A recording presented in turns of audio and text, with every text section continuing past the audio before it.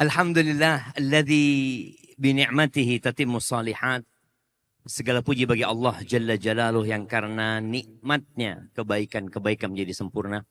Ana bahagia sekali ya bisa hadir di sini, bisa berjumpa dengan bapak-bapak, saudara-saudara, ibu-ibu, saudari-saudari yang kalau bukan karena Allah memudahkannya kita tidak akan pernah bisa berjumpa. Allahumma salli wa sallim ala abdika wa rasulika Sayyidina wa maulana Muhammadin wa ala alihi wa ashabi ajma'in, amma ba'd. Kalau bicara keberkahan rizki Zat ya, Masya Allah, kalimat berkah ini insya Allah kalimat yang sangat familiar ya. Bahkan masyarakat muslim secara umum, mereka punya sebuah ungkapan yang sering kita dengar, ndak popo sing penting barokah. Walaupun dia dapatnya sedikit, tapi dia selalu mengatakan nggak apa-apa yang penting berkah. Kalau enggak kadang-kala ana cari berkahnya aja. Apa sih kalimat berkah itu artinya? Berkah itu artinya an-numu wa ziyadah ya. Berkembang dan bertambah. Jadi sebuah kebaikan yang berkembang dan bertambah itu namanya barokah. Maka kalau bicara berkah dalam rizki, bagaimana yang antum miliki itu nambah dan tumbuh berkembang. Seorang ulama memberikan contoh ya. Ketika engkau punya gaji, anggap 20 juta sebulan. Banyak apa dikit? Banyak mungkin. Tapi boleh jadi itu banyak gak berkah. 20 juta itu anaknya sakit masuk rumah sakit. Mobilnya turun mesin. Orang tua punya hajat. Anak kita ada urusan di sekolahan ini itu. Duit itu habis. Ya. Sedangkan ada orang yang gajinya cuma 3 juta cukup. Itu yang perlu kita lihat sekarang. Duit kita berapa sih? Kalau ternyata kita punya gaji yang sebenarnya orang sebelah rumah sama kebutuhannya sama anak Ustaz. Dan gaji dia lebih kecil dari anak, tapi cukup Ustaz. Anak harus utang ya, anak harus ini, harus itu. Akhirnya uang yang banyak itu nggak barokah. Karena habis, tidak memberikan manfaat. Maka hendaklah kita sadar ya. Bahwasanya Allah bisa memberikan kepada kita musibah seperti yang Allah kehendaki. Mobil tabrakan bisa. Nggak mungkin, mungkin. Makanya ada orang mobilnya bagus ya maaf. Tapi ternyata harus naik mobil yang ngangkut mobil itu. Ana sampai pernah ngomong sama istri Ana, ya Allah ini mobil baru ini. Iya. Tapi ada orang mobilnya lama, ndak rusak-rusakan. Motornya lama, ndak rusak-rusakan. Bojone alhamdulillah, ndak nuntut macem-macem. Nah, itu barokah Ustaz. Jadi kalau antum punya duit gaji 20 juta, tuntutan istri 21 juta, kayaknya perlu ganti istri antum. Kan ndak cukup duitnya. Bayangkan punya 20 juta, tuntutannya 21. Itu akhirnya tadi menyebabkan nggak barokah. Yang kita milikin itu nggak berkah. Barakallahu fikum. Masya Allah. Ustaz, Ustaz. Tadi disebutkan berkah itu kan an-numu wa zakah wa ziyadah. Bertambah kan Ustaz ya. Berarti kalau istri nambah berkah Ustaz. Oh. Gimana Bapak-bapak setuju Bapak-bapak? Ustaz, gini Ustaz. Oh ya. Antum boleh jadi Ustaz. Gimana? Nambah, iya, nambah. Tapi tidak baik Ustaz. Berarti enggak berkah Ustaz? Enggak berkah. Badai. Piringnya pecah. Tapi kalau nambah baik. Motor diobong. Enggak barokah itu Ustaz. Jadi kalau nambah kebaikan, makanya ada yang nambah berkah, ada yang nambah azab. Nah, antum dengar jamaah ya, tidak semua yang nambah itu berkah loh ya. Jadi harus diperhatikan ini. Taib. Gimana? Enggak, Ustaz mau nambah maksudnya. Ada yang satu Ustaz, tapi barokah Ustaz. Kayaknya aneh yang itu Ustaz. Oh alhamdulillah. Satu barokah Ustaz ya, alhamdulillah. Alhamdulillah, Masya Allah. Itu pengertian berkah ya jamaah ya. Nanti tolong dicatat ya. Insya Allah nanti ada pertanyaan nanti ada door prize-nya. Nggak tahu ini ada atau tidak ya. Saya tidak di briefing sama panitia ini. Ya insya Allah ada lah. Kalau nggak ada nanti biar panitia yang carikan ya. Taib. Barakallahu fikum. Baik insya Allah ada Ustaz. Insya Allah ada. Insya Allah ada. Nah Ustaz, kita kembali ke tema kita Ustaz. kunci keberkahan rizki dalam keluarga bahagia. Mungkin bisa diterangkan Ustaz. Seperti Iya. apa? Masya Tafadhol. Allah, barakallahu fikum.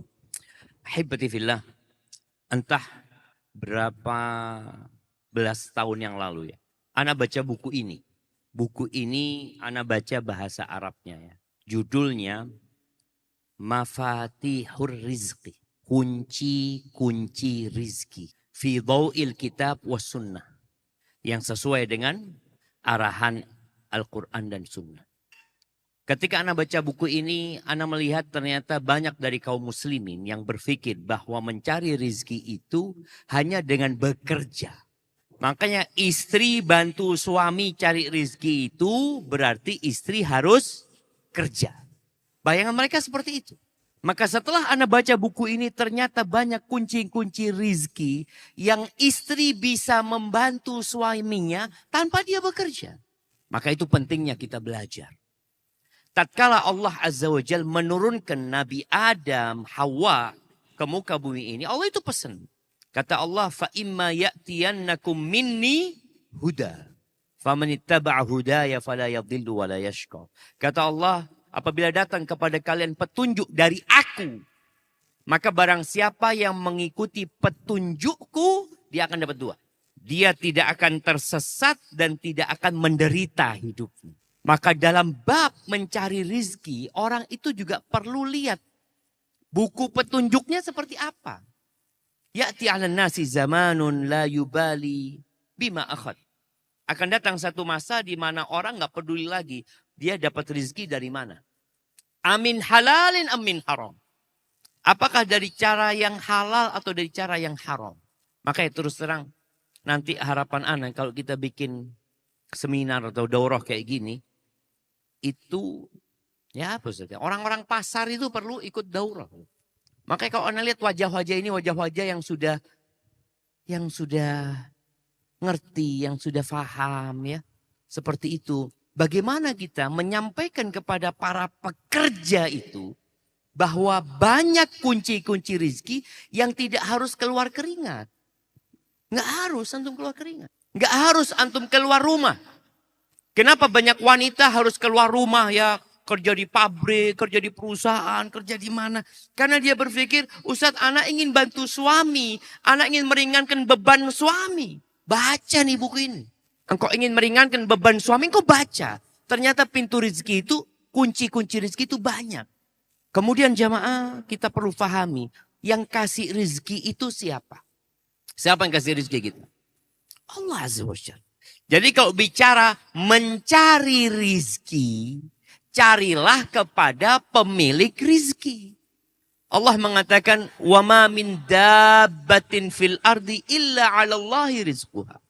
Tidak ada satupun yang melata di muka bumi ini, melainkan ditanggung rizkinya sama Allah. Ibu-ibu yang di belakang, apa makan rizki suami? Anak-anaknya makan rizki bapaknya? Enggak. Maka subhanallah Anda melihat dengan nyata orang tua yang kaya raya, Masya Allah. Ketika anaknya mulai dewasa, menikah anaknya, subhanallah hartanya orang tua ini berkurang. Anak yang kedua menikah, loh tambah berkurang. Terus, kenapa? Karena anak-anak itu bawa rizki mereka. Bahkan ada di Surabaya, ini kalau bicara konsep rizki ya, yang membuat kita beriman bahwasanya memang di tangan Allah rizki itu. Ada di Surabaya satu orang yang kaya raya, dia ngerawat anak yatim. Akhirnya meninggal dunia. Masya Allah. Rahimahullah. Bagi waris. Anak yatim ini gak dapat warisan. Karena bukan anaknya. Ya sudah gak dikasih. Sama ahli warisnya gak dikasih apa-apa. Ya sudah, dia sudah menikah pergi. Masya Allah jemaah. Yang kaya raya itu anak yatim itu. Ini yang dapat warisan, habis warisannya, habis. Itu bicara berkah tadi. Habis warisannya, yang kaya anak yatim itu. Ternyata mereka selama ini dapat berkah dari memelihara anak yatim. Itu rizki. Maka tatkala kita belajar, insya Allah kita nggak akan rakus dengan dunia ini. Kenapa? Karena kita tidak akan mendapatkan kecuali rizki kita. Dan boleh jadi antum jadi kaya raya tapi nggak berkah tadi. Jadi penyakit. Dan subhanallah Ustaz. Ada orang yang sudah kaya raya, tapi dia tidak menikmatin hartanya. Tidak menikmatin, sama sekali. Ada orang yang masih menikmatin proses. Dia proses pun gak menikmati. Proses mendapatkan harta itu gak menikmati. Hambar buat dia. Pernah lihat orang mancing hanya untuk mendapatkan proses sensasi narik ikan. Dia mau ikan? Enggak. Dia orang kaya raya. Dia kalau mau ikan tinggal beli 1 ton. Bisa dia beli. Tapi dia mau menikmatin proses. Bagaimana ya? Dia tarik itu ikan. Dapat. Masya Allah. Habis gitu dilepas Ustaz. Beda sama fakir miskin. Ketika dia narik itu yang namanya pancing. Dia menikmatin proses dan menikmatin ikannya. Ini orang kaya sudah gak menikmatin ikannya. Dia hanya menikmatin proses. Disinilah ada banyak orang yang kehilangan berkah dari rizki. Maka tatkala kita belajar ya, dikumpulkan di sini beberapa kunci rizki, insya Allah harapannya rumah tangga kita jadi berkah. Rizki yang dibawa suami tidak membuat pertengkaran. Rizki yang dibawa suami tidak membuat suami bermaksiat. Karena kadang-kala orang kalau sudah banyak duitnya, pikirannya kemana-mana. Tapi bagaimana rizki itu ternyata menjadikan anak-anak tambah berbakti. Itu berkah. Menjadikan orang tua tambah sayang. Mertua tidak intervensi. Maka caranya yang pertama kalau kita lihat. Coba semua dibuka bukunya. Nah, nih pasal pertama. Ana mau ngingetkan ya. Yang menerjemahkan buku ini. Tahu siapa? Ustadz Ainul Harith Arifin. Rahimahullah. Yang beliau dulu masih LC dan beliau meninggal sudah menjadi doktor ya. Rahimahullahu ta'ala. Dan beliau punya peran besar di Nidaul Fitrah ini. Masya Allah. Baik.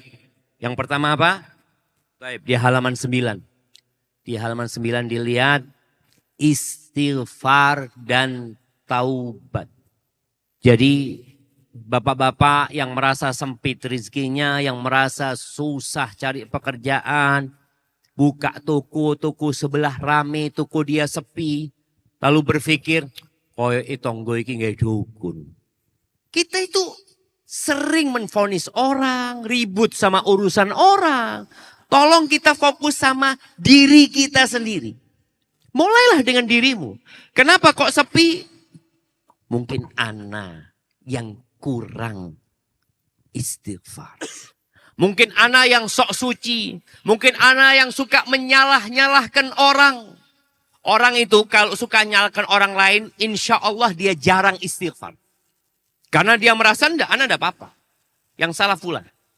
Istri yang salah suami. Suami yang mengatakan yang salah istri ana. Ustaz, na'udzubillah ya.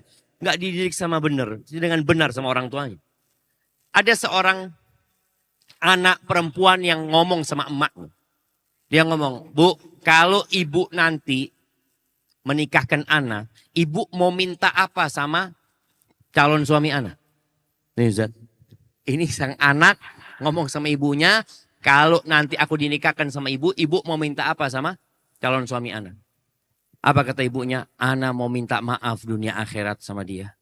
Kenapa? Karena menikah dengan perempuan yang gak soleha. Sang ibu mengatakan saya mau minta maaf sama suamimu. Tadi ada anak-anak yang gak sadar kalau dia itu punya banyak kesalahan. Nabi SAW mengatakan kullu bani Adam khata. Semua anak Adam itu berbuat salah. Dari tadi pagi sampai sekarang ya anak merasa banyak salahnya. Tapi sebagian orang merasa anak berbuat dosa apa? Enggak Ustaz, enggak ada dosa kayaknya Ustaz. Allahu Akbar. Baik. Tapi apa sih istighfar? Yang dimaksud dengan istighfar, suruh memperbanyak istighfar itu apa? Di sini dibahas, disebutkan di sini. Subhanallah, sebagian besar orang menyangka bahwa istighfar dan taubat hanyalah cukup dengan lisan semata. Astagfirullah, astagfirullah, astagfirullah, astagfirullah, astagfirullah, astagfirullah, astagfirullah, astagfirullah, astagfirullah, astagfirullah, astagfirullah, astagfirullah, astagfirullah. Lihat orang istighfar, pegang handphone, pegang apa. Jadi pikirannya kemana-mana. Dia sibuk dengan kegiatan lain. Dan dia tidak fokus dengan yang diucapkan dengan lisan. Rasulullah Sallallahu Alaihi Wasallam sekali duduk beliau mengatakan, Rabbighfirli wa tub alayya innaka antat tawwabur rahim. 100 kali. Dihitung sama sahabat 100 kali Nabi SAW. Tapi ingat, bukan hanya dengan lisan. Tetapi kalimat-kalimat astaghfirullah wa atubu ilaih ini tidak membekas di dalam hati. Juga tidak berpengaruh dalam perbuatan anggota badan. Sesungguhnya istighfar dan taubat jenis ini adalah perbuatan orang-orang dusta. Antum bohong istighfar. Antum pura-pura istighfar. Orang tua yang kelak di surga. Dia mendapatkan derajat yang tinggi. Dia tanya, annali hadza, gimana aku kok dapat posisi seperti ini, dari mana gitu. Karena dia tahu sama amalannya, nggak nyampe ke sini. Maka dikatakan kepada orang tua ini, bistighfari waladika laka. Itu gara-gara istighfar anakmu buat engkau. Ketika antum mengatakan Rabbighfirli wali walidayya warhamhuma kama rabbayani shaghira, tolong hadirkan hati antum. Antum sedang memohon ampun kepada Allah Azza wa Jalla. Sedang bertaubat dengan ucapan tersebut. Ar-Raghib Al-Asfahani menerangkan ini dalam istilah syara. Taubat adalah meninggalkan dosa karena keburukan. Menyesali dosa yang telah dia lakukan. Berkeinginan kuat untuk tidak mengulangi. Dan berusaha melakukan apa yang bisa diulangi, yang bisa diganti. Itu taubat. Ada hal yang kita tinggalkan. Ya Allah, harus diganti. Nggak benar anak waktu itu berbuat itu. Diganti. Ada yang berkaitan dengan antum ngambil apa ya? Ngambil gorengan di warung, ngambil 3 bayar 2. Antum ganti. Loh Ustaz, cuma gorengan Ustaz, 500 Ustaz. Hitungan di akhirat itu jamaah. Bukan 500.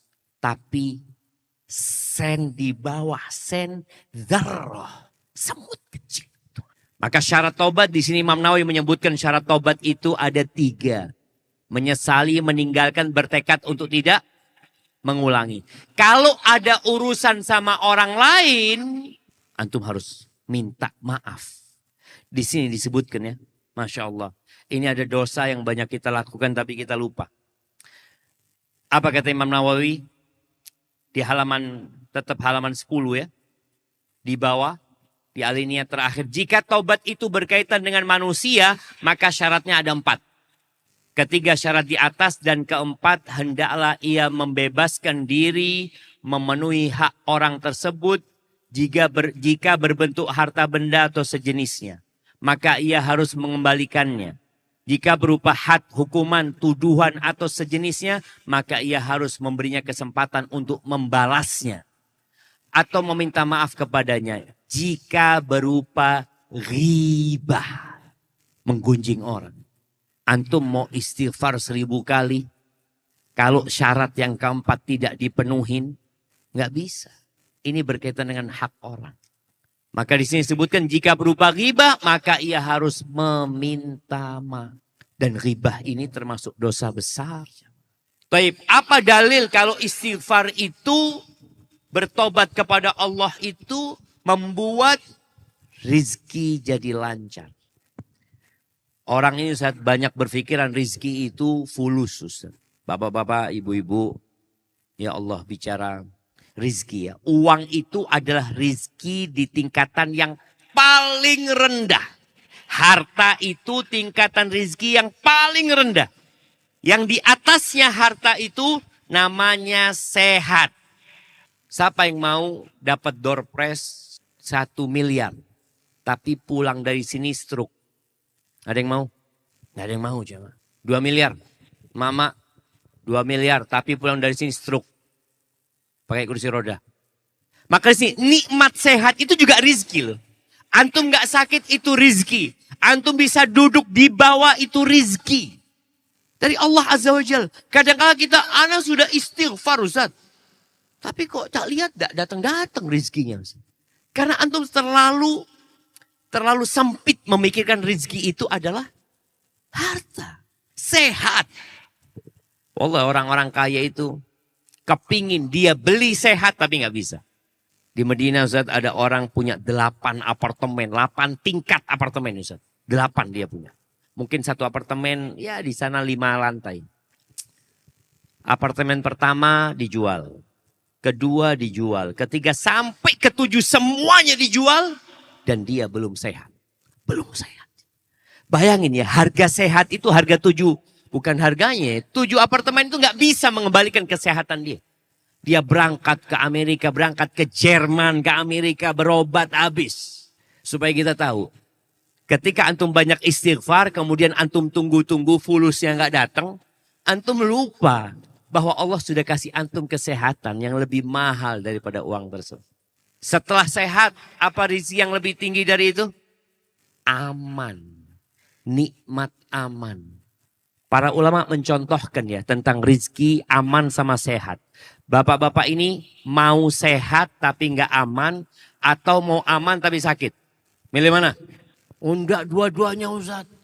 Ketika kita suruh milih, kita ini dapat musibah dalam hidup ini jemaah. Ada ujian yang harus kita hadapi. Nikmat sehat tapi perang Indonesia. Bom bisa jatuh di mana saja. Mau keluar rumah takut. Apa gunanya nikmat sehat itu? Kalau nggak ada keamanan. Para ulama memberikan contoh ya.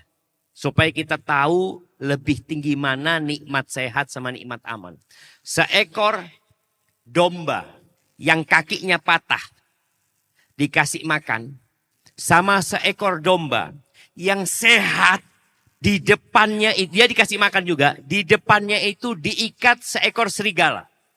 Ternyata yang diikat di sebelahnya serigala mati kelaparan. Walaupun di depannya ada makanan. Kenapa? Dia takut. Dia mau makan takut diterkam sama serigala. Sedangkan yang sakit, yang kakinya patah tetap bisa makan. Kenapa? Karena dia merasa aman. Jadi tatkala bicara rizki ini jangan berpikir hanya uang saja. Dan nikmat yang paling tinggi rizki dari Allah itu rizki iman. Ustaz ya. Iman. Orang kalau sudah dikasih iman sama Allah ya. Kata Nabi SAW, Innallaha yu'tid dunya man yuhibbu wa man la yuhibbu. Allah itu ngasih dunia kepada yang Allah cintai dan kepada yang Allah tidak cintai. Dan kita melihat bagaimana orang-orang kaya raya tidak pernah sholat. Kaya raya Ustaz. Anak yang soft pertama Ustaz. Di masjid yang kadang-kala azan juga Ustaz. Tetap Ustaz di PHK Ustaz. Kita lihat. Allah berbagi dunia kepada yang Allah cintai dan kepada yang Allah tidak cintai. Wala yu'til iman illa man yuhib. Tapi Allah tidak ngasih iman kecuali kepada orang yang Allah cintai. Jadi kalau antum tadi umpamanya miskin. Kemudian sakit. Kemudian dalam kondisi mencemaskan. Ketakutan. Tapi punya iman. Selesai. Karena itu nikmat yang paling agung. Baik kita lihat nih. Dalil-dalil kalau bicara istighfar itu dan tobat termasuk kunci rizki. Nih di surat Nuh. Ketika Nabi Nuh mengatakan kepada kaumnya. Fakultu astaghfiru rabbakum innahu kana ghaffara. Yursilis sama alaikum midrara. Wa yumdidkum bi amwali wa banin. Wa yaj'al lakum jannati wa yaj'al lakum anhara. Yang artinya maka aku katakan kepada mereka mohonlah ampun kepada Tuhanmu. Sesungguhnya dia adalah maha pengampun. Niscaya dia akan mengirimkan hujan kepadamu dengan lebat. Dan membanyakan harta dan anak-anakmu.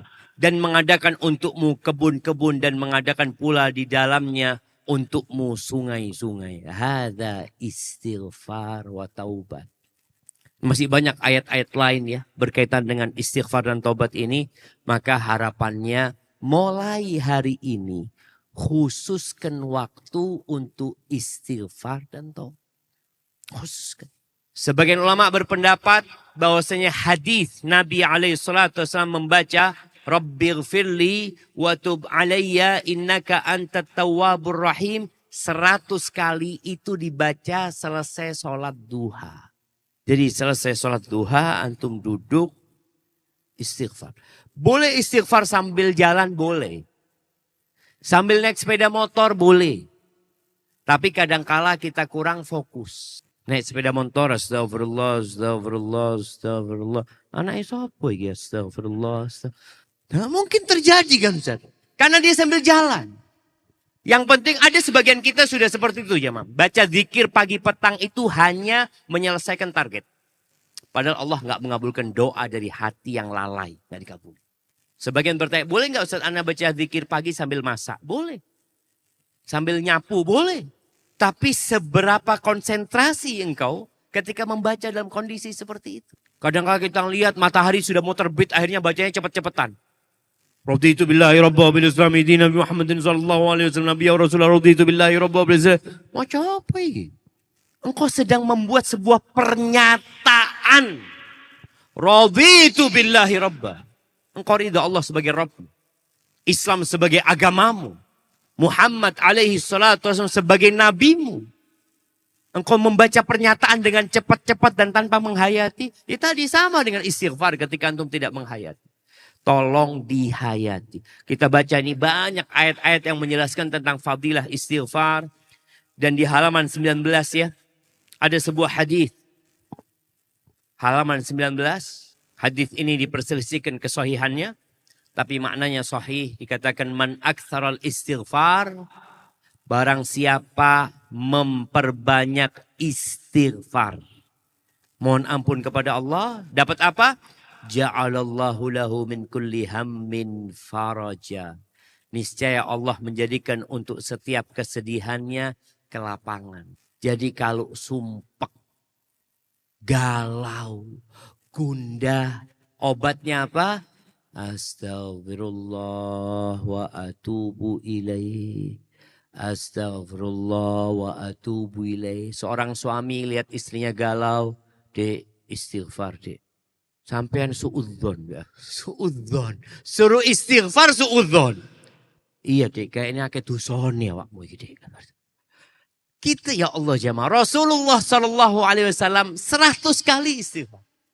Itu Nabi, apalagi kita.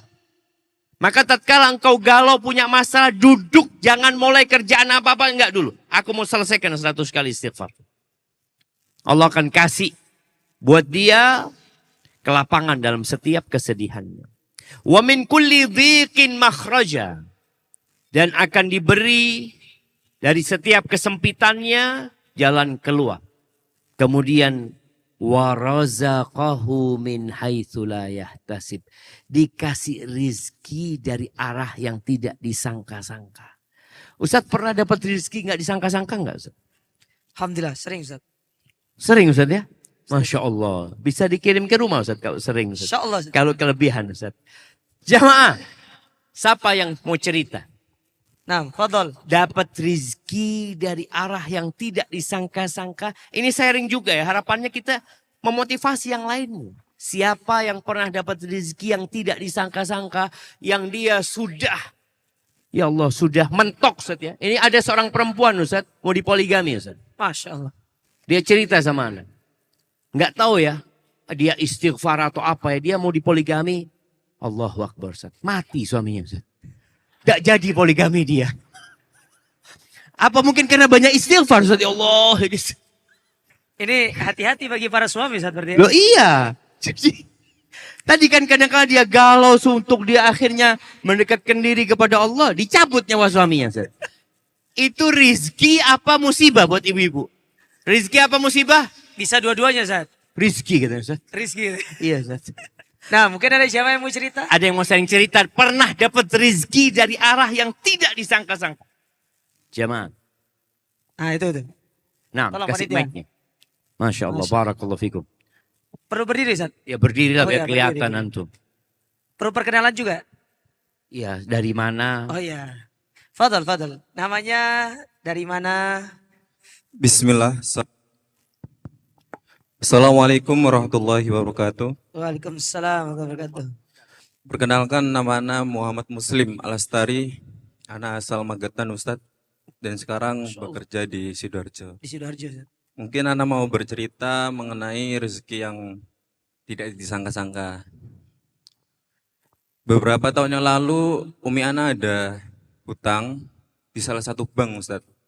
Qadarullah kemudian Mungkin juga berat ya Ustadz ya.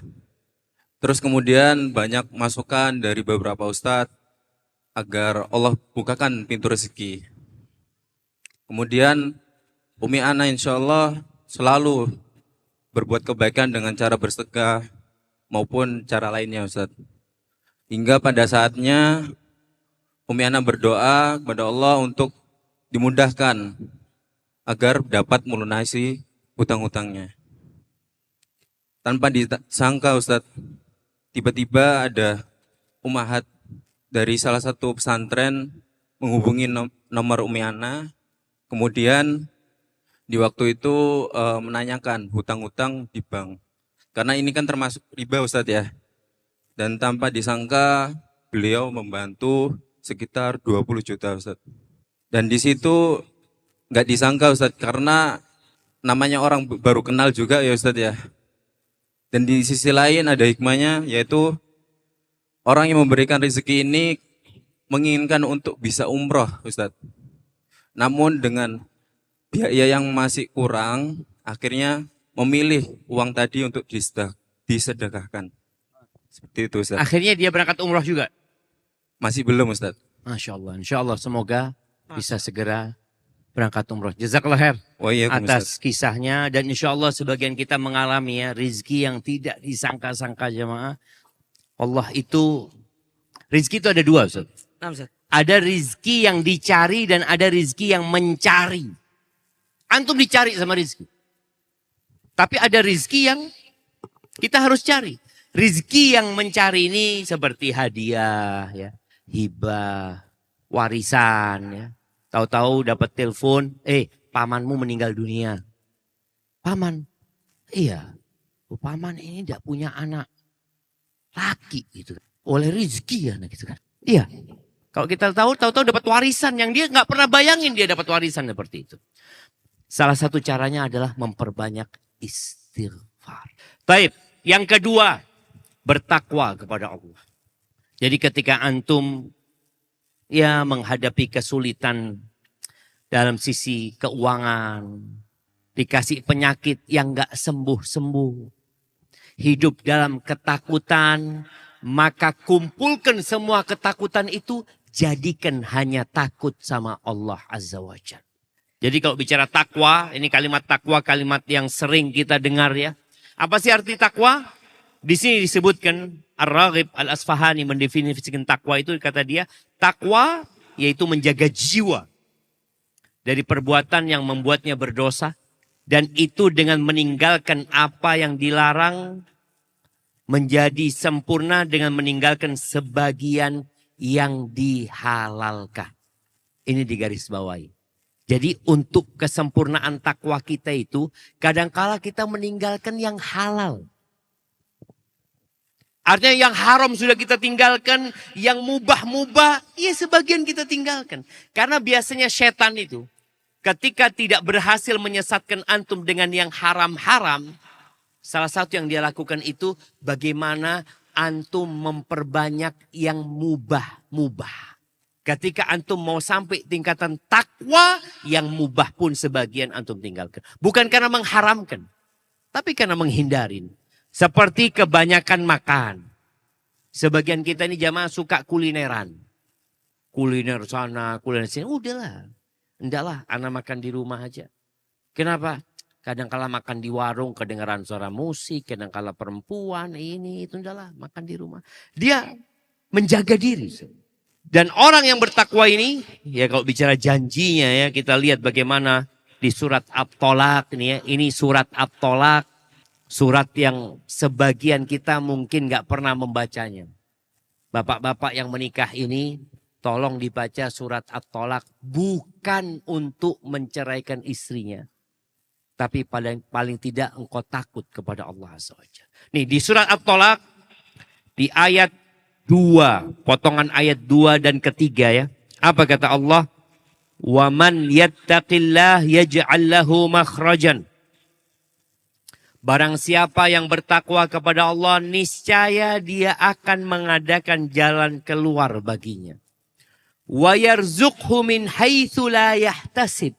Dan Allah akan kasih rizki dari arah yang tidak disangka-sangka. Karena biasanya orang kalau bercerai itu bingung. Kalau yang laki-laki, kalau dia nikah dengan wanita kaya, kemudian ternyata istrinya gugat cerai. Dia mikir, ya Allah, gimana hidup anak ya. Apabila ternyata yang menceraikan laki-lakinya.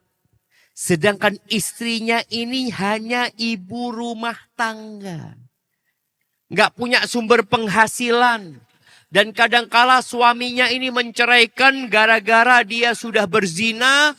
Dan sang istri ditinggal bersama anak-anak nggak diurusi. Itu terjadi banyak di masyarakat, suami-suami yang tidak bertanggung jawab. Dia menceraikan, lakinya kawin lagi. Nih mantan istrinya bersama anak-anaknya tidak dipedulikan. Sang istri bingung. Ya apa Ustaz ya? Waman yattaqillah. Engkau bertakwalah kepada Allah. Engkau selama ini gak pernah makan rezeki suami sebenarnya. Engkau makan rizkimu. Tinggal jalurnya aja Allah yang ngatur. Maka Allah sebutkan di sini akan dikasih rezeki dari arah yang tidak disangka-sangka. Jamaah, anak ketemu kemarin haji dengan seorang perempuan yang Masya Allah. Seorang anak ya. Dia curhat sama suaminya. Dia mengatakan, Ustadz, bapak ana itu menceraikan ibu ana.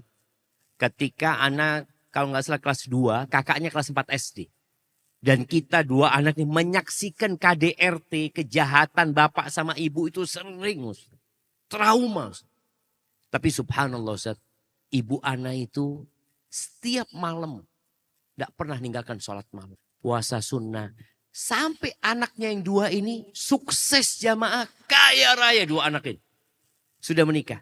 Ketika dua orang ini kaya raya, bapaknya mendekat ke anaknya.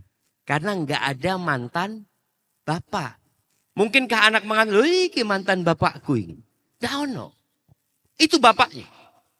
Bagaimana ketakwaan sang ibu. Dia mengatakan, Ustaz, ibu ana Ustaz nggak pernah ngomongkan kejelekan bapak. Bahkan ibu ana selalu ngomong sama kita berdua, nak itu bapakmu. Nak engkau wajib berbakti kepada bapakmu. Nak bantu bapakmu. Selesai, masa lalu udah selesai. Di sini ketakwaan kepada Allah. Kalau seorang wanita diceraikan lalu dia menceritakan aib suaminya. Suamiku gak tanggung jawab, ini itu macam-macam. Apakah akan selesai urusannya? Enggak selesai. Engkau hanya akan hidup dalam penderitaan plus penderitaan yang kau bikin. Tapi ketika engkau menerima takdir Allah, ya sudah ini udah takdir Allah. Nah, takdir Allah, ibu diceraikan dan mungkin ibu salah pilih bapak buat engkau dulu. Dan kita akan jalani kehidupan ini dengan takwa. Itu ibunya jadi pembantu rumah tangga. Semua dikerjakan. Tapi kata dua anak ini, ibu ana Ustaz enggak pernah Ustaz meninggalkan sholat malam. Maka yang ingin rezekinya dilancarkan dalam posisi 6. Ya dia jangan takut. Ketika engkau bertakwa kepada Allah, Allah janji jemaah. Allah janji. Tapi bukan berarti engkau gak bekerja. Bekerja gak ada masalah ketika memang harus bekerja. Tapi bekerja dengan bertakwa kepada Allah Azza wa Jalla. Jangan sampai banyak Ustaz. Adalah janda-janda yang diceraikan sama suaminya. Yang kemudian jadi pelacur. Na'udzubillah. Dan kalau bapak-bapak tanya sama banyak pelacur. Siapa yang pernah tanya pelacur? Coba tangan. Nggak tanya janda apa. Rata-rata itu janda. Ustaz pernah tanya Ustaz? Alhamdulillah belum Ustaz. Belum. Iya. Yang tobat Ustaz ceritanya rata-rata mereka adalah janda. Yang tidak dipedulikan sama suaminya. Kemudian dia berpikir gimana anak menghidupi anak-anak anak. Suami anak tidak bertanggung jawab. Dan engkau juga tidak bertakwa kepada Allah. Akhirnya dia harus terjebak dalam perbuatan dosa itu. Ustaz. Masih panjang Ustaz. Masih panjang kan jemaah? Baik, itu bertakwa kepada Allah Azza wa Jalla ya. Dan kita lihat di halaman 24. Ini sebuah firman Allah yang perlu kita renungi bersama ya. Ini berbicara sebuah negeri. Bicara kita Indonesia. Bicara kita di Sidoarjo. Bicara kita di Jawa ya. Karena sebagian orang berpikir rizki hanya untuk dia. Enggak, ada rizki yang umum untuk seluruh orang. Apa kata Allah? Walau anna ahlal qura amanu wattaqau.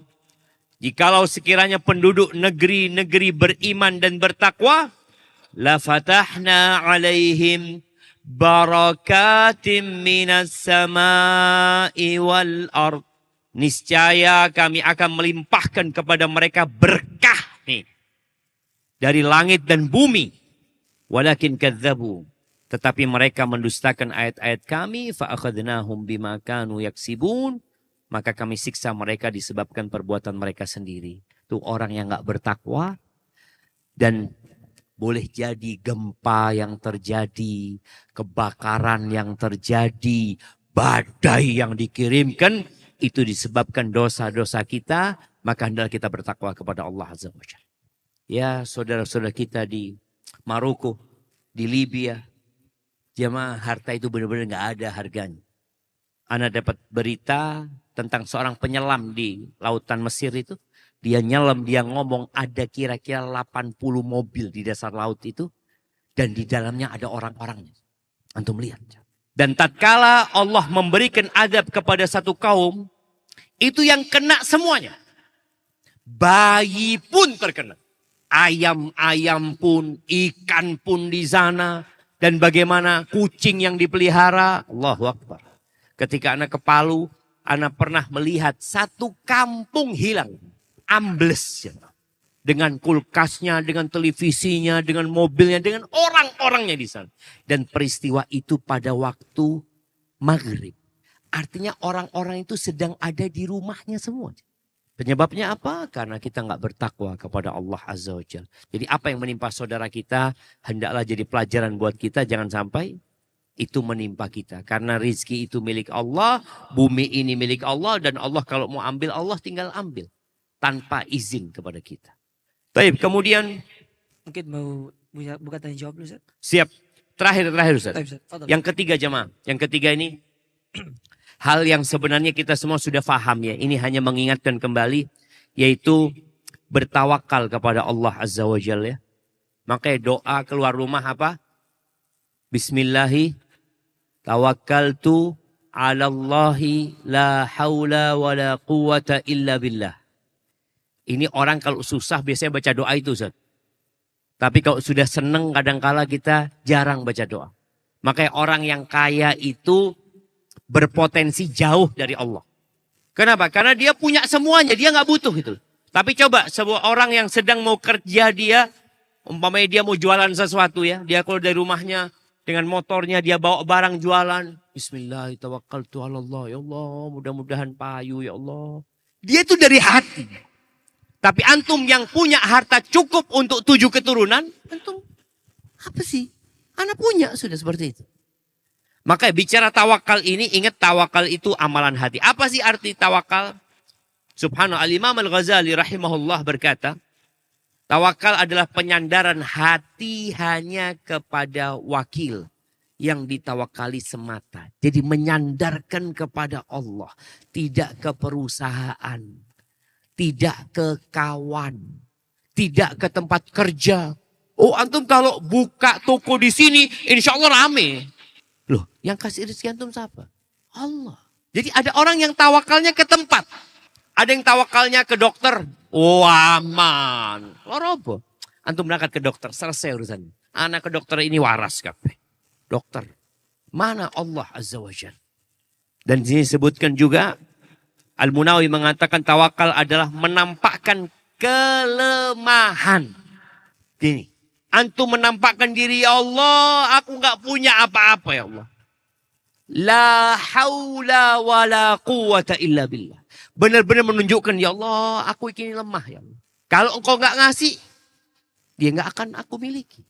Kalau engkau tidak mudahkan, gak akan jadi mudah. Semuanya Allah. Gak ada perkataan saya, fulan, Allah, gak ada. Semuanya Allah. Dia menampakkan kelemahannya, kemudian serta menyandarkan diri kepada yang ditawakali, yaitu kepada Allah Azza wa Jal. Dan hadisnya, insya Allah kita semua tahu ya, hadis burung itu. Kalau kalian bertawakal kepada Allah dengan sebenar-benarnya tawakal, akan dikasih rizki seperti Allah memberikan rizki kepada burung. Taghdu khimason wa taruhu bitonan. Burung itu nggak ngurus ya. Ana tinggal di Jember itu, di sekitar rumah ana sawah semuanya. Depan sawah, kanan sawah, kiri sawah, semuanya sawah. Kalau musim padi kita melihat burung banyak. Dan burung itu dilarang makan sama petani. Digesu ya. Wow, wow, wow. Terbang. Nanti datang lagi. Masih ada padi. Subhanallah ditanemin jagung sekarang. Apakah kemudian burung itu rapat sama sohib-sohibnya? Ini akan musim jagung ya. Bagaimana kalau kita nyimpen beras? Mumpung masih banyak beras gitu sekarang ini. Tidak ada jam. Tidak ada nyimpen, tidak punya kulkas, nggak punya tabungan. Siapa yang pernah lihat di sarangnya burung itu, ono kulkas? Oh, ternyata manuk ini nyimpen, tidak ada. Allah akan kasih rizki seperti Allah ngasih rizki kepada burung. Artinya tiap hari antum itu tenang hidupnya. Sang suami tanya sama istri, beras ono? Tidak ono mas. Insya Allah kasih rizki sama Allah. Serahkan sama Allah. Itu yang perlu. Dan di sini dibahas bahwasanya tawakal itu bukan berarti kita nggak bekerja. Tawakal itu amalan hati. Amalan hati. Jadi hati antum, walaupun antum punya uang banyak, hati antum tetap bersandar kepada Allah Azza wa Jalla. Hadza wallahu a'lam bishawab. Itu mungkin untuk sesi pertama berkaitan kita bicara 3 tadi ya. Yang pertama apa? Istighfar, bertobat kepada Allah. Yang kedua, bertakwa. Yang ketiga, tawakal. Tadi, istri jangan bersandar sama suami. Bersandar sama Allah. Suaminya pergi. Dia duduk bersimpuh istighfar. Minta ampun sama Allah. Mudah-mudahan rizki suaminya diberkahin sama Allah Azza wa Jalla. Barakallahu fiqh. Anda kembalikan ke Ustadzana Ustadz Gemma. Hafizahullah ta'ala. Masya Allah. Jazakumullah khair Ustaz atas pemaparan dari 3 poin. Yang pertama, dari kunci-kunci rezeki. Sebelum saya berikan kepada para peserta untuk bertanya, izin Anda dulu Ustaz ya. Tanya Ustaz. Fadhal Ustadzana. Ya, berkaitan dengan poin yang kedua Ustaz. Yang pertama Ustaz. Istighfar dan taubat. Nah ini kunci yang paling utama ini. Mungkin yang jadi pertanyaan Anda tuh gini Ustaz. Apa ada bedanya antara istighfar dengan taubat? Mungkin kalau ada bedanya di mana Ustaz? Mungkin bisa. Masya Allah ini ujian nih jamaah. Bisa tidak lulus sana Ustaz. Kayaknya ganti pertanyaan yang lainnya Ustaz. Enggak ada Ustaz. Ini pertanyaannya banyak nih Masya Allah Ustaz. Nah, istighfar itu memohon ampun. Taubat itu mengandung makna kembali. Kembali. Engkau memohon ampun dan engkau kembali kepada Allah Azza wa Jalla. Disinilah bagaimana ketika seorang istighfar. Ada orang istighfar tapi menjauh dari Allah Subhanahu wa ta'ala. Loh engkau kalau istighfar mendekatlah kepada Allah Azza wa Jalla. Jadi seperti itu. Dan kalau kita bicara astaghfirullah artinya aku memohon kepada Allah Azza wa Jalla. Sedangkan atubu ilai aku taubat kepada Allah. Itu mengandung makna tadi, engkau kembali kepada Allah Subhanahu wa ta'ala, meninggalkan dosa tersebut ya. Karena boleh jadi tadi ada orang istighfar mohon ampun tapi dia nggak tobat. Dia cuma istighfar, astagfirullah, ana mohon ampun. Tobat belum kayaknya Ustaz. Jadi ada orang istighfar tapi dia nggak tobat. Selesai sholat antum apa yang antum baca? Astagfirullah, astagfirullah, astagfirullah. Kita memohon ampun kepada Allah Subhanahu wa ta'ala. Tapi kita ketika bicara taubat, maka taubat memiliki syarat-syarat yang tadi kita bahas. Nah, mungkin bisa ditanyakan Ustaz, sebutkan 4 syarat taubat. Nah, dijawab sekarang Ustaz. Iya, dijawab sekarang Ustaz, masa besok? Siapa yang bisa menyebutkan 4 syarat taubat? Dari kayaknya ikhwan atau akhwat Ustaz? Enggak apa-apa, mak-mak. Yang banyak dosanya bapak-bapak apa ibu-ibu? Iya. Dari mak-mak. Yang mana? Yang mana Ustaz? Sebentar. Diturunin dulu. Saya hitung sampai 3 ya. 3. Sudah 3 mana? Panitia lah yang pilih. Yang mana panitia? Nih Masya Allah pertanyaannya banyak Ustaz. Masya Allah. Coba kita dengar dulu Ustaz. Nah. Mana? Bismillahirrahmanirrahim. Syarat taubat yaitu menjauhi maksiat, menyesali perbuatan maksiat, berazam tidak mengulangi lagi. Dan yang keempat, jika berhubungan dengan orang lain wajib meminta maaf. Gimana Ustaz? Barakallahu Betul fikum. Ustaz? Iya, siap. Kasih hadiah. Kasih Umroh hadiah. gratis. Ya. Berangkat bayar sendiri. Berangkatnya bayar sendiri, Ustaz. Tapi tawafnya, sa'inya Gratis, gratis. Insyaallah seperti itu. Sohil jamaah. Tidak ada orang bayar umroh itu. Nah, tafadhol. Ustaz. Baik. Kita buka dari pertanyaan langsung dulu. Saya kasih kesempatan untuk ikhwannya yang ingin bertanya. Sayap kanan dulu. Nah, siapa yang ingin bertanya? Sebelah kanan. Ikhwan, ada yang mau bertanya? Fadol. Assalamualaikum warahmatullahi wabarakatuh. Waalaikumsalam. Waalaikumsalam warahmatullahi wabarakatuh. Perkenalkan, nama saya Yusuf dari Waru Sidoarjo. Ustadz mohon ini bertanya tips untuk agar selalu tetap bertawakal dalam keadaan apapun. Tadi kan disebutkan kalau orang sudah berkecukupan atau kaya itu ada ini peluang untuk menurun tawakalnya seperti itu. Mohon tips itu. Ya, Masya Allah. jazakallah khair. Assalamualaikum Barakallahu warahmatullahi fikum. wabarakatuh. Masya Allah jamaah. Ya, ini pertanyaan yang menarik sekali ya. Allah Azza wa Jalla mengatakan innal insana la yatgha ar-ra'ahu istaghnaa. Kata Allah, manusia itu benar-benar melampaui batasnya, keterlaluan manusia. Tak kapan dia seperti itu ketika dia merasa berkecukupan. Oleh karena itu salah satu tanda cinta Allah itu Allah kasih musibah. Karena biasanya orang kalau kena musibah ingat sama Allah. Apakah antum harus kasih musibah dulu baru ingat sama Allah Subhanahu wa taala? Ya, kalau bicara bagaimana caranya adalah senantiasa memandang kepada Allah Azza wa Jalla sebagai pemilik. Itu bukan milik antum. Dan saya yakin kalau Allah mau ambil, Allah bisa ambil. Itu yang pertama. Jadi benar-benar menumbuhkan di diri kita bahwasanya aku bukan pemilik. Aku cuma dititipin. Banyak kan ungkapan ini titipan dari Allah Subhanahu wa taala. Yang kedua, melihat orang-orang yang terkena musibah. Tatkala kita melihat orang-orang yang terkena musibah, itu akan menumbuhkan keimanan ya Allah. Allah bisa ambil yang aku miliki. Kalau aku nggak kembali kepada Allah Azza wa Jalla. Kemudian yang ketiga, yang pertama, banyak istighfar. Jadi biasanya yang membuat orang itu tawakalnya lemah karena hatinya kotor. Dan yang mengotori hati itu dosa.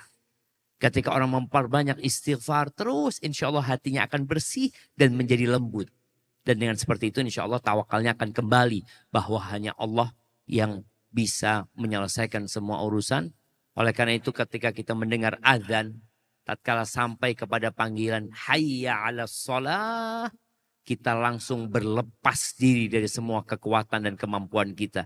Kita mengatakan la haula wala quwata illa billah. Dan jangan lupa tiap hari mau keluar rumah baca doa itu. Bismillahi tawakkaltu 'ala Allah la haula wala quwata illa billah. Barakallahu fikum. Masya Allah. Barakallahu fikum.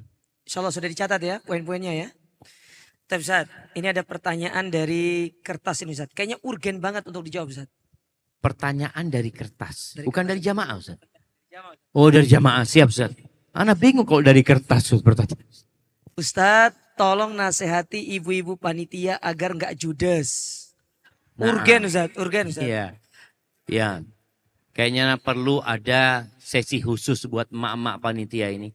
Jadi ibu-ibu kalau kedapatan panitia judes, mungkin dia lagi ribut sama suaminya. Jadi husnudzon gitu loh. Oh iki paling mari digegeri ibu bojone iki.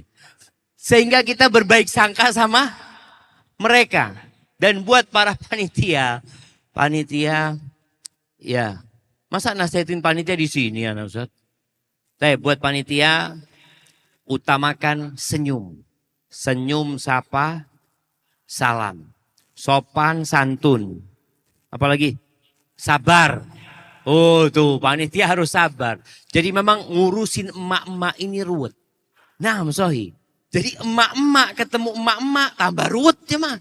Makanya kudu sabar. Bapak-bapak merasakan ada panitia yang judes.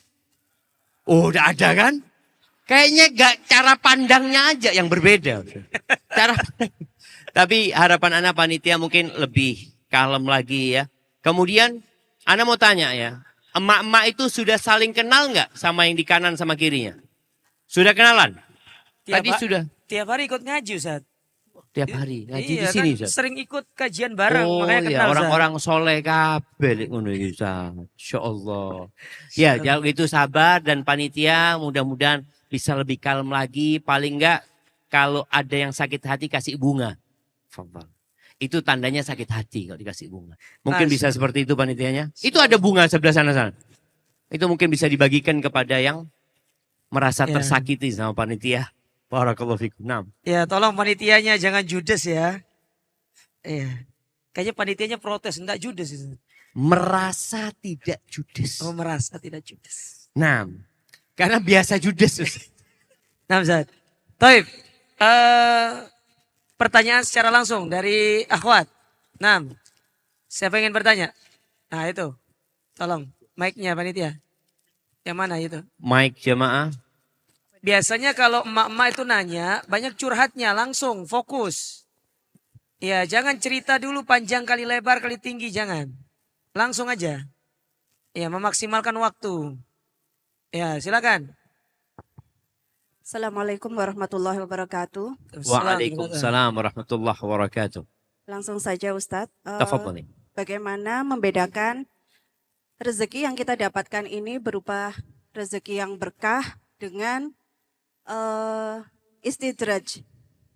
Supaya kita tidak terlena akan rezeki yang kita dapatkan. Oke. Allahu Terima akbar. kasih. Wassalamualaikum warahmatullahi wabarakatuh. Waalaikumsalam warahmatullahi wabarakatuh. Perbedaan rezeki itu berkah sama istidraj. Fadl Ustaz. Allahu akbar jamaah. Iya. Kita kadangkala merasa nyaman dengan banyaknya rizki yang kita miliki. Kelancaran, kesehatan, kedudukan, kekuasaan yang didapatkan. Dia melihat, Masya Allah, ini kayaknya Allah cinta sama ana gitu loh. Rasulullah SAW pernah menyampaikan sebuah pesan. Idza ra'aitallaha yu'til 'abda 'ala ma'asihi ma yuhibbu fa'lam annahu istidraj. Jadi ini sebuah standar untuk mengetahui istidraj. Apabila engkau melihat Allah memberikan rizki, memberikan karunia kepada hambanya, padahal dia itu pelaku maksiat. Apa yang dia inginkan dia dapatkan, cita-citanya tercapai, angan-angannya terpenuhi. Padahal dia pelaku maksiat, maka ketahuilah itu istidraj. Maka kalau kita dapat rizki, kemudian sholat kita jadi telat. Puasa sunnah kita yang biasa kita lakukan, jadi kehilangan kita. Kita akhirnya lebih banyak berfoya-foya dengan kehidupan kita, boleh jadi itu istidraj. Tapi kalau anti dapat rizki, kemudian setelah mendapatkan rizki, tambah semangat sholatnya, tambah banyak berbaginya, itu berkah. Karena tujuan dari kehidupan ini adalah menuju kepada Allah Azza wa Jalla. Harta ini cuma sarana. Oleh karena itu ketika Qarun dikasih nasihat, wabtaghi fima ataka Allah ad-daral akhirah. Itu orang mengatakan kepada Qarun, engkau carilah dengan apa yang Allah berikan kepadamu, cari akhirat. Ini bicara tadi berkahnya rezeki. Dapat rezeki, golek akhirat. Wabtaghi fima ataka Allah ad-daral akhirah. Wala tansa nasibaka minad dunya. Engkau jangan lupa dengan bagianmu dalam kehidupan dunia ini. Maka nih, bicara contohnya. Boleh nggak emak-emak itu punya tas harga 1 M? Boleh. 1 M Zat. Tapi Zat sodakohnya 2,5 M Zat. Gitu tuh. Dia mencari akhirat. Tapi dia dalam kehidupan ini, dia ingin. Fadhal. Engkau jangan lupa dengan bagian di dunia. Tapi usahakan mencari akhirat.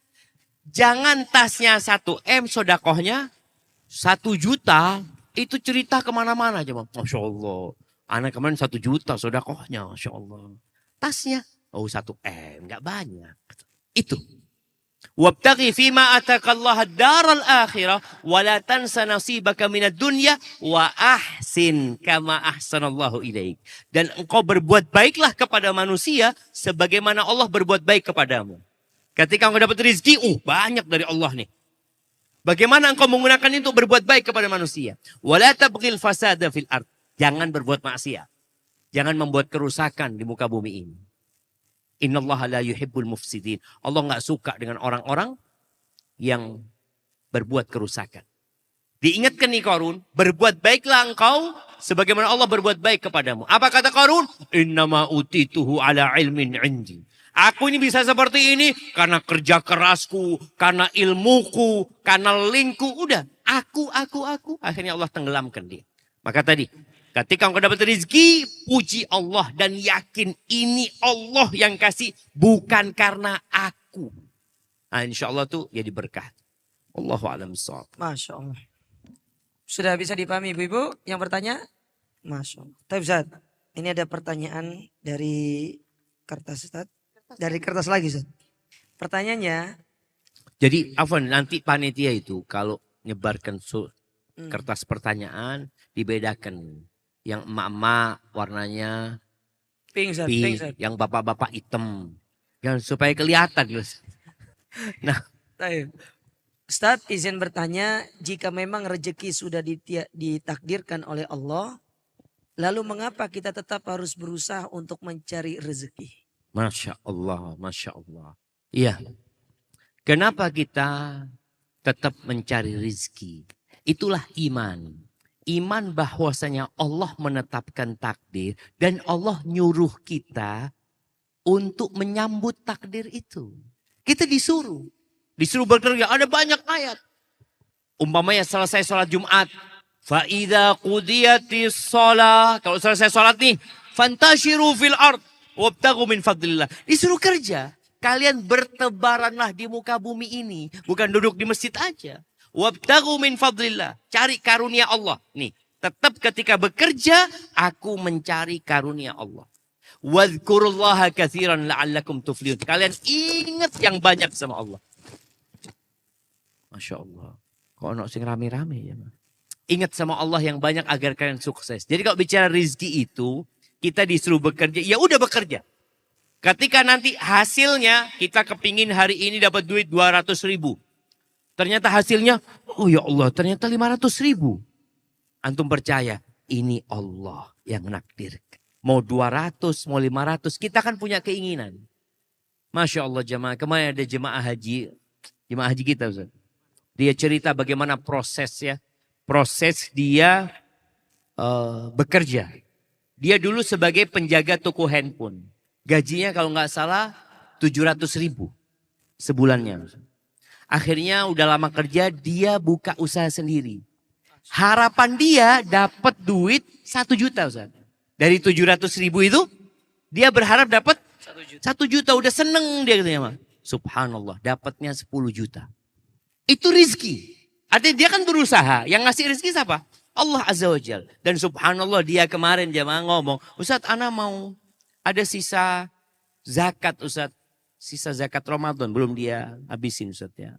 Ana mau kirim buat beasiswa di SCDI. Ana ngomong siap bang, ana kirim nomor rekening. Ana mikir dia akan kirim lah berapa puluh juta. Ternyata dikirim 1 M Ustaz. Masya Allah. Ini zakatnya dia jamaah. Ana ngomong Allahu Akbar. Ini yang dulu kerja 700 ribu. Dia cuma, ambisinya gak besar dia jemaah. Ambisinya naik 300 ribu. Tapi ternyata Allah kasih. Dan itulah tadi tugas kita berusaha. Yang menentukan rezeki siapa? Allah Azza wa Jalla. Dan ada orang yang dia punya angan-angan insya Allah hasilnya 20 juta. Ternyata hasilnya cuma 200 ribu. Dia akan tenang. Oh Alhamdulillah. Anak kan cuma berusaha. Allah yang menentukan. Barakallahu fikum. Jadi tetap harus berusaha Ustaz ya. Iya itu iman tadi. Kita beriman rizki itu ditentukan. Kita beriman kita disuruh mencari Rezeki. rizki. Ya, berarti ini bagi kaum rebahan salah tuh konsepnya itu. Kaum apa? Rebahan Ustaz. Loh Ustaz. Maksudnya? Iya suka rebah-rebah lele di rumah Ustaz. Bukan fulusnya udah banyak Ustaz. Oh iya Ustaz. Iya boleh rebahan Ustaz. Nah dari bapak-bapak saya mau bertanya. Sebelah kiri. Ah betul. Panitia. Mic-nya. Nanti setelah ini dari mak-mak. Nah mic-nya harus lebih banyak kayaknya. Harus lebih banyak Ustaz. Nah, Ini satu betul. ini. Pakai ini aja. Aman Ustaz. Bismillah, tafadhol. Bismillahirrahmanirrahim. Assalamualaikum warahmatullahi Waalaikumsalam warahmatullahi wabarakatuh. Nama wabarakatuh. saya Linggar Agus dari Sidoarjo. Saya mau bertanya Ustadz, kegiatan saya hari-hari itu membimbing teman-teman penjual pedagang gitu kan. Nah, seringkali saya ini mencontohkan perbuatan-perbuatan kesalahan saya yang sudah saya taubati gitu. Apakah ini diperkenankan Ustadz ketika saya niatkan ini untuk berbagi? Terima Masya kasih. Allah. Assalamualaikum warahmatullahi wabarakatuh. Masya Allah, barakallahu fiik. Iya, berkaitan dengan menceritakan dosa masa lalu dalam rangka memberikan pelajaran kepada dia. Dosa itu ada dua. Yang pertama, kalau dosa itu nggak ada orang tahu, artinya antum jangan ceritakan. Antum boleh menceritakan dengan orang lain. Ini ada orang berbuat ini, berbuat itu, umpama seperti itu. Padahal antum sebenarnya. Antum mengatakan sih ada fulan nih, anak kenal banget sama tuh orang tuh. Dia melakukan ini kemudian seperti itu. Itu kalau dosa tersembunyi. Kalau dosa orang lain semua tahu, ya sudah ketika antum menceritakan memang orang ini semua tahu. Mamanya antum pelaku riba udah terkenal sama orang-orang kemudian antum bertobat kepada Allah Azza wa Jalla. Artinya itu dosa memang bukan dosa tersembunyi. Dosa yang antum ingin mengingatkan kepada mereka, ana sudah tobat dari dosa itu. Maka apabila dosanya dosa tersembunyi, antum jangan ceritakan. Karena antum membuka aib sendiri walaupun antum sudah bertobat kepada Allah Azza wa Jalla. Dengan harapan kan yang penting itu bagaimana dia dapat pelajaran. Mamanya ada fulan kesalahan seperti ini karena rasa kita semua pernah melakukan tapi ini kisah nyata. Udah antum ceritakan seperti itu. Tidak harus antum. Tapi kalau itu kesalahan, ada kesalahan teknis, antum pernah ditipu sama orang, antum pernah ini itu, ya aman lah. Tapi bukan dosa yang tersembunyi yang antum ceritakan. Barakallahu fiik. Mungkin seperti itu. Wallahu a'lam Jadi bishawab. tidak dengan menyebutkan diri kita Ustaz, ya, nama kita gitu. Bukan Kalau itu- namanya Ustaz, orangnya yang cerita Ustaz. Makanya Ustaz. Iya artinya dia tidak mengatakan aku gitu loh Ustaz. Iya. Ya, bukan aku gitu loh. Berarti boleh dengan menggunakan inisial ada fulan pernah Iya. gini. Antum katakan anak kenal sama fulan ini. Padahal antum sendiri ya. Antum gak kenal sama fulan. Mungkin tidak kenal sama dirinya juga Ustaz. Aduh bahaya itu.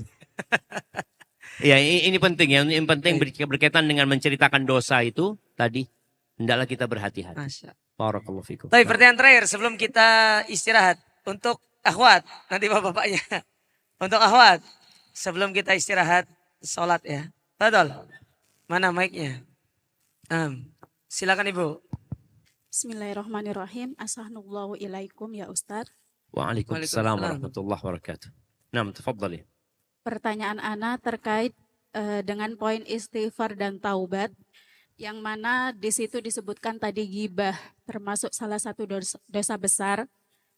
Bagaimana caranya bertaubat atas dosa ghibah sedangkan orang yang kita gibahi itu sudah meninggal. Seperti itu Ustadz. Pernah gibah. Terus pengen tobat Ustaz. Mati orangnya. Mati orangnya. Gimana Ustaz?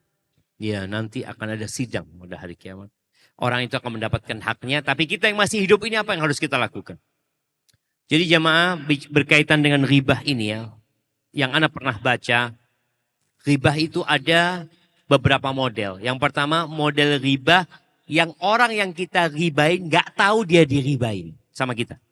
Yang kedua orang itu tahu. Ada yang menyampaikan kepada dia. Jadi kalau kondisi yang pertama orang itu gak tahu. Dan kalau dikasih tahu akan membuat hubunganmu jadi rusak.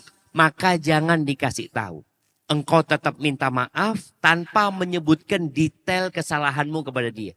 Karena dikhawatirkan ketika anti sebutkan akhirnya dia memutuskan hubungan.